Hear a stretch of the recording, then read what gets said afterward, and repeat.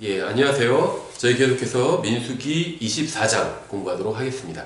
먼저 잠깐 기도하겠습니다. 하나님 아버지, 저희를 구원해 주시고 저에게 진리의 말씀을 주셔서 감사드립니다. 저희를 모든 진리 가운데로 인도해 주시기 원합니다. 오늘 이 시간을 통해서 오직 예수 그리스도께서만 영광 받으시기 원합니다. 예수님의 이름으로 기도드렸습니다. 아멘. 민수기 24장을 오늘 살펴보는데요. 이 민수기 24장은 발람이라는 거짓 대언자의 입을 통한 것이지만 이스라엘과 성경의 주인공이신 예수 그리스도에 관한 예언이 가득합니다. 민수기는 이스라엘 백성이 광야에서 어떻게 살았고 죽었는지에 관한 정보만 제공해 주는 것이 아니라 예수 그리스도에 관한 풍족한 예언도 제공해 줍니다. 우리는 성경의 어느 곳을 공부할 때에도 모든 성경이 예수님에 관해서 증언하고 있다는 사실을 기억해야 하고 민수기 역시 예외가 아니라는 점을 기억해야 합니다. 1절과 2절을 보시면 이스라엘을 축복하는 것을 주께서 기뻐하신 것을 발람이 보고는 다른 때와 같이 가서 마술을 구하지 아니하며 광야를 향해 자기 얼굴을 들고 자기 눈을 들어 이스라엘이 그들의 지파들대로 자기 장막들에 거하는 것을 보더라. 하나님의 영이 그에게 임하였으므로.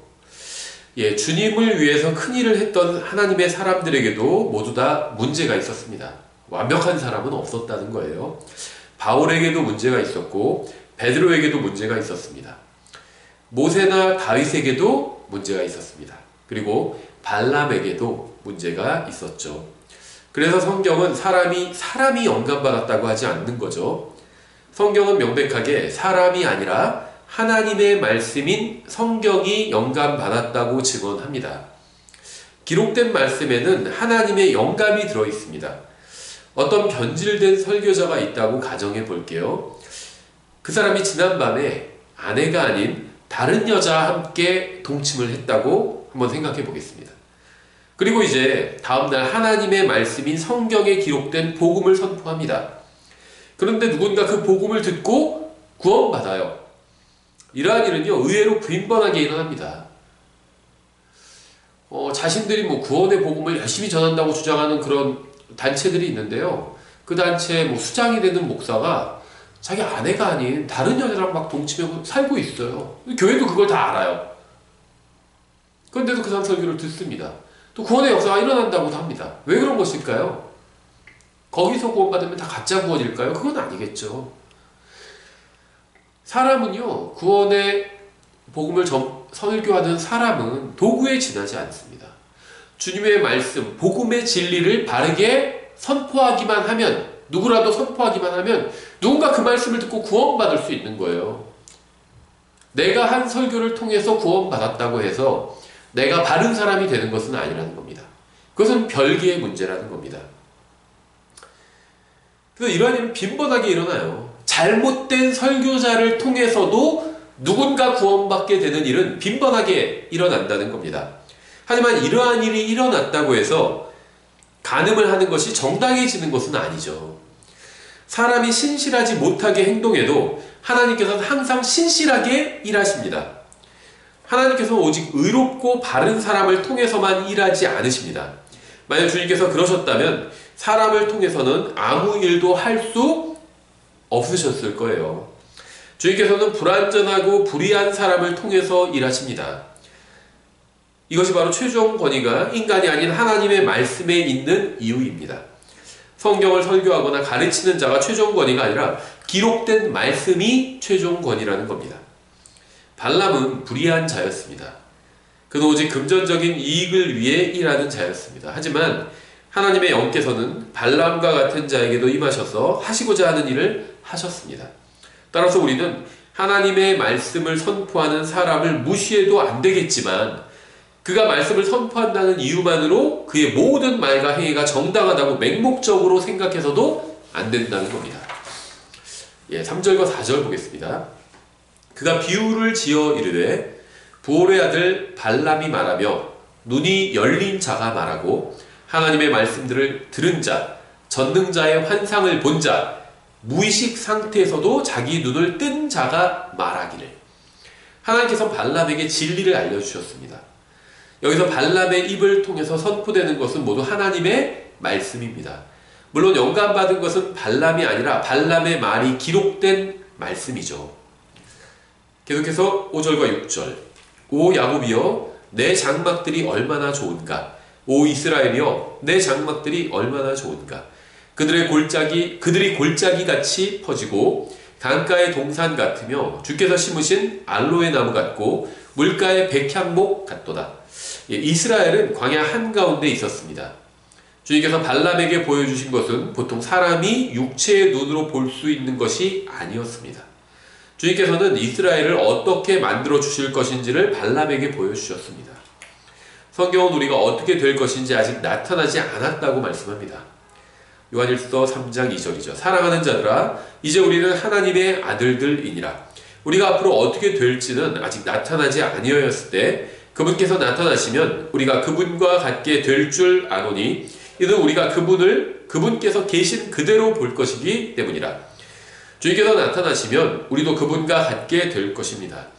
아직 세상은 우리가 어떻게 될지 보지도 못하고 알지도 못했습니다.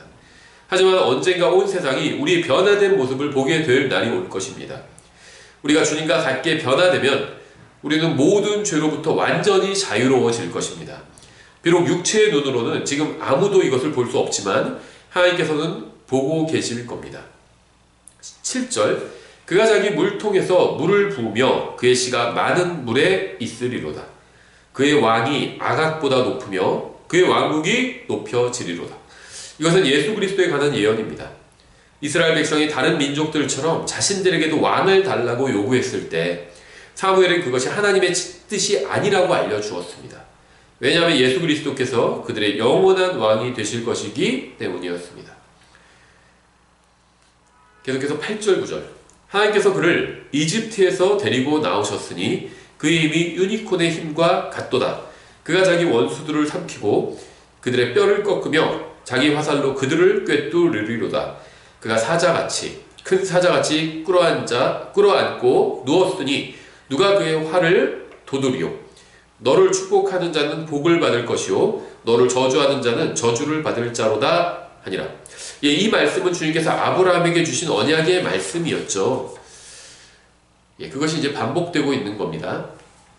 10절과 11절 발락의 분노가 발람을 향해 타오르매 그가 자기의 두 손을 마주치며 발람에게 이르되 내가 내 원수들을 저주하라고 그대를 불렀거늘 보라 그대가 이같이 3번이나 그들을 전적으로 축복하였도다. 그러므로 이제 그대는 그대의 처소로 달아나라. 내가 그들을 높여 심히 큰 존귀에 이르게 하려고 생각하였으나 보라 주께서 그대를 막아 존귀에 이르지 못하게 하셨도다 하며 사악한 자에게 높임을 받는 것은 하나님 앞에서는 아무 의미가 없습니다. 우리는 하나님의 말씀을 어기면서까지 세상에서 성공하려고 해서는 안 됩니다. 세상에서 많은 것을 이루고 성공하는 것이 그 자체로 잘못된 것은 아니지만 그것을 위해 주님의 말씀을 소홀히 하거나 심지어 버려야 한다면 그것은 주님 앞에서 무가치한 것일 뿐 아니라 오히려 죄가 될 수 있습니다. 계속해서 12절부터 14절까지 발람이 발락에게 이르되 왕께서 내게 보낸 왕의 사자들에게도 내가 말하여 이르기를 가령 발락이 자기 집을 은금으로 가득히 채워 내게 줄지라도 나는 주의 명령을 넘어서서 좋든지 나쁘든지 내 생각대로 행하지 못하고 오직 주께서 말씀하시는 것만을 말하리라 하지 아니하였나이까. 보소서 이제 나는 내 백성에게로 돌아가나이다. 그러므로 오소서 이 백성이 마지막 날들에 왕의 백성에게 어떻게 행할지 내가 알려드리리이다 하더라. 발락은 발람이 자기가 원하는 것을 말하지 않자 더 이상 설교하지 못하게 했습니다. 그러자 발람은 마지막 날들에 이스라엘 백성이 발락의 백성에게 어떻게 행하게 될지 알려주겠다고 했습니다. 여기서 말하는 마지막 날들은 예수 그리스도의 재림을 의미합니다. 따라서 이어지는 발람의 예언은 주님의 재림부터 천년왕국으로 이어지는 때에 관한 예언이라고 볼 수 있습니다. 15절과 16절 그가 비유를 지어 이르되 보올의 아들 발람이 말하며 눈이 열린 자가 말하고 하나님의 말씀들을 들은 자가 말하며 지극히 높으신 이의 지식을 안 자, 전능자의 환상을 본 자, 무의식 상태에서도 자기 눈을 뜬 자가 말하였노라. 하나님께서 나귀의 입을 열어 말을 하게 하신 것처럼 발람의 눈을 열어 진리를 보게 하시고 말씀을 선포하게 하셨습니다. 17절 내가 그를 볼 터이나 지금 보지 아니하며 내가 그를 바라볼 터이나 가까이서 보지 아니하리로다. 야곱에게서 한 별이 나오며 이스라엘에게서 한 혼이 일어나서 모압의 구석구석을 치고 셋의 모든 자녀들을 멸하리로다. 이 말씀도 예수 그리스도에 관한 예언입니다. 주님께서 눈을 열어주셔서 발람은 미래에 있는 일을 보지만 지금은 아니었고 나중에 보겠지만 가까이서 보지는 못할 겁니다. 예수님을 가까이서 보지 못하게 된다는 거예요. 야곱에게서 스타가 나올 것입니다. 이 세상에는 많은 스타가 있어요. 무비 스타도 있고 스포츠 스타도 있습니다. 하지만 저는 그런 스타에는 관심이 없습니다. 제가 관심을 갖고 있고 사랑하고 만나기를 고대하는 스타는 단 한 분밖에 없습니다. 예수 그리스도는 야곱에게서 나오는 스타이며 저의 유일한 스타입니다. 이스라엘에게서 한 홀이 일어나서 모압의 구석구석을 치고 셋의 모든 자녀들을 멸하리로다. 하나님께서는 발락에게 말하라고 하시면서 주님의 백성이 발락의 백성에게 마지막 날들에 행할 일을 말씀하셨습니다. 그러면서 누군가 발락의 백성을 잡으실 것인데 당시의 광야에서 장막에 거하던 자들이 아니라 이스라엘에서 일어날 한 홀, 즉 야곱에게서 나오는 한 별이 모압의 구석구석을 칠 것이라고 말씀하셨습니다. 다시 말하면 예수 그리스도께서 재림하셔서 모압을 심판하신다는 겁니다. 18절 또 에돔은 소유물이 되며 세일도 자기 원수들의 소유물이 되고 이스라엘은 용감히 행하리로다. 하나님께서 가나안 땅을 이스라엘에게 주시겠다고 분명히 말씀하셨습니다. 에돔과 세일은 결국 이스라엘의 소유물이 될 것입니다. 19절 통치권을 가질 자가 야곱에게서 나와 그 도시에 남아있는 자를 멸하리로다 하더라. 계속해서 예수 그리스도에 관한 예언이 이어지고 있죠. 통치권을 가질 자도 역시 예수 그리스도입니다. 20절부터 24절까지 보겠습니다. 또 그가 아말렉을 바라보며 비유를 지어 이르되 아말렉은 민족들 중에서 첫째였으나 그의 마지막 끝은 이러하니니 곧 그가 영원토록 멸망하리로다. 또 그가 겐 족속을 바라보며 비유를 지어 이르되 내 거처가 견고하며 내 보금자리는 바위에 있도다. 그럼에도 불구하고 겐 족속이 소멸되리니 마침내 아수르가 너를 포로로 잡아가리로다 하고 또 그가 비유를 지어 이르되 슬프다. 하나님께서 이 일을 행하시는 때 누가 살리오.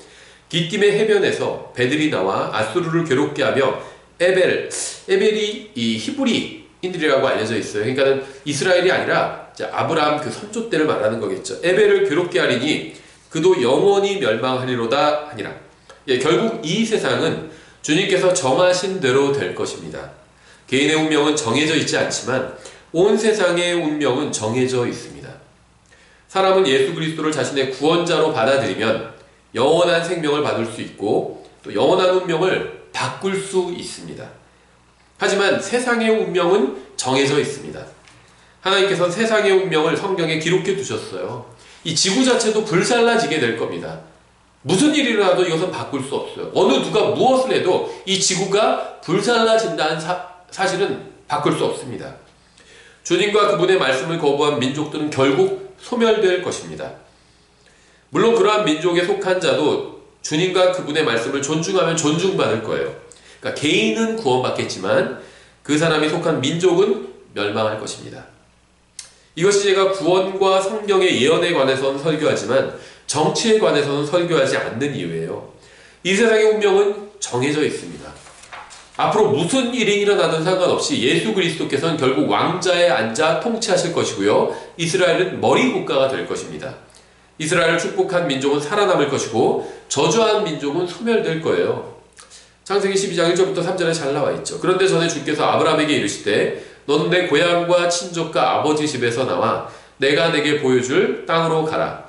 내가 너로부터 큰 민족을 만들고 내게 복을 주어 내 이름을 크게 하리니 내가 복이 되리라. 너를 축복하는 자들에게는 내가 복을 주고 너를 저주하는 자에게는 저주를 내리리니 내 안에서 땅의 모든 가족들이 복을 받으리라 하셨더라. 항상 하나님의 말씀을 선포하십시오. 모든 사악한 자들과 사악한 왕국들은 사라질 겁니다. 하지만 주님의 말씀과 구원받은 개인과 민족은 영원할 것입니다. 우리는 이 세상 정치개혁을 위해서 부르심을 받은 것이 아니라 그리스도의 대사로 부르심을 받았다는 사실을 잊지 마시기 바랍니다. 마지막 25절 읽겠습니다. 발람이 일어나 가서 자기 처소로 돌아가고 발락도 자기 길로 가니라. 민수기 24장은 이스라엘 민족에 관한 위대한 예언을 담고 있죠. 특이하게도 이러한 예언이 이방인, 그것도 주님과 바른 관계에 있지 않은 거짓 대언자의 입을 통해서 선포되었습니다. 이 위대한 예언을 담는 장의 마지막 부분이 발람이 자기 처소로 갔고 발락도 자기 길로 갔다는 증언으로 끝을 맺는다는 것도 참 의미심장합니다. 성경은 발람 말고 자기 길로 간 또 다른 사람에 대해서 증언하고 있죠. 바로 가룟 유다입니다. 마태복음 1장 25절. 사도행전 1장 25절이죠. 그가 이 사역과 사도직을 맡게 하옵소서. 유다는 자기 자신의 처소로 가려고 범법함으로 그 직분에서 떨어져 나갔나이다 하고, 발람도 자기 처소로 갔고 유다도 자기 처소로 갔습니다. 이 사악한 자들이 영원히 거할 곳은 바로 지옥이고 궁극적으로는 불호수겠죠. 그래서 저희가 민수기 24장을 간략하게 살펴봤습니다. 감사합니다.